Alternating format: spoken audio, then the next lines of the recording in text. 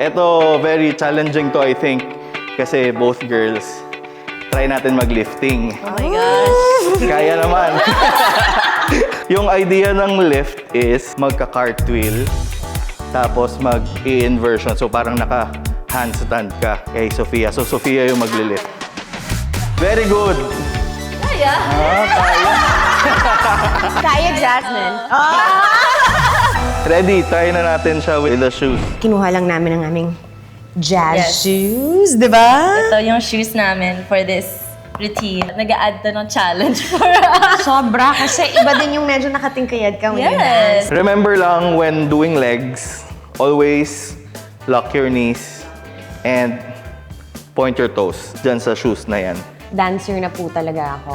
Tunay na ganap na dancer na ako kasi naglalagay na po ako ng tape sa paa ko. Sugat-sugat na yung mga paa namin. Madugo. Literally madugo. Kaya sana worth it lahat ng dugo, pawis, at mga paltos.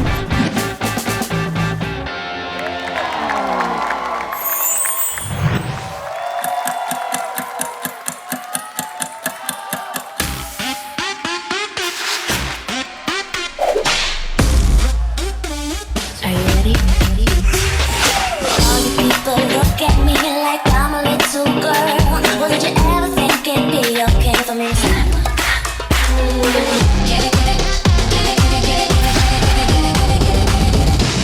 Like that.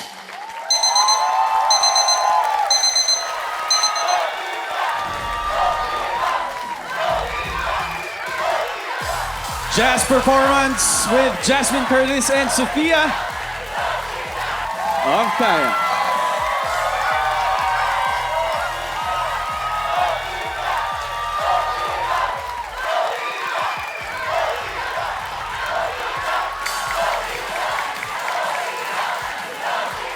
At yung jazz performance na yun ay kinoreograph ng walang iba kundi si Coach Chad.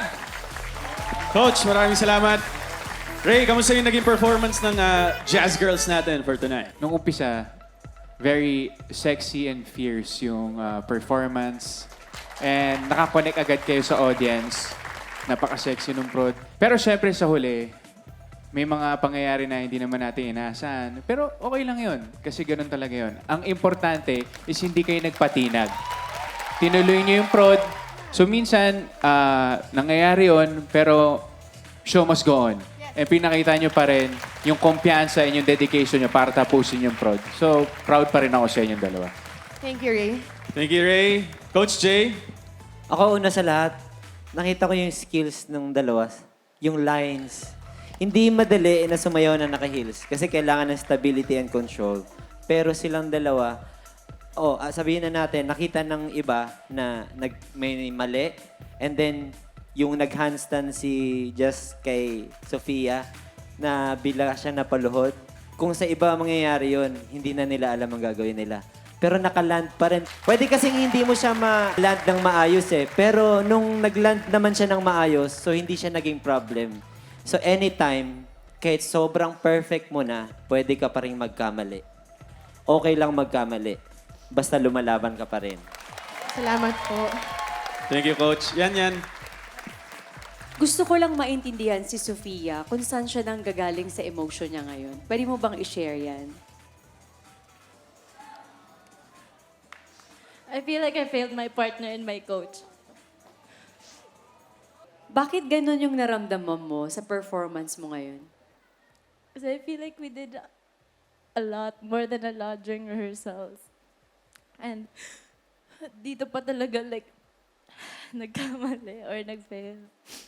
Aware ka ba na isa ka sa pinakamagaling sa babae? Are you aware of that? Yes, Ate Yan, yes. Aware ka ba doon, Sofia? Well, kung hindi mo alam, sasabihin ko sa'yo, ikaw ang isa sa pinakamaangas sa dance floor. Gawin mo itong experience, gawin mo itong motivation para sa susunod, ilampasan mo silang lahat.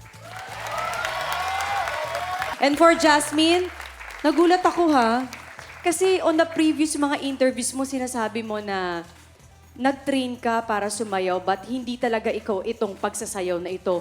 Pero yung hard work mo, nakita ko ngayon ha. Salamat po, Medyo nagpapakitang gilas ka ha, pang ilang episode pa lang. So, ibig sabihin talaga niyan, kapag may gusto kang i-pursue sa mga pangarap mo, huwag kang titigil hanggang di mo nakukuha. At yun ang ginawa mo, Jasmine. Thank you po, So, Ate. congratulations sa inyong dalawa. Sabi nga nila, save the best for last.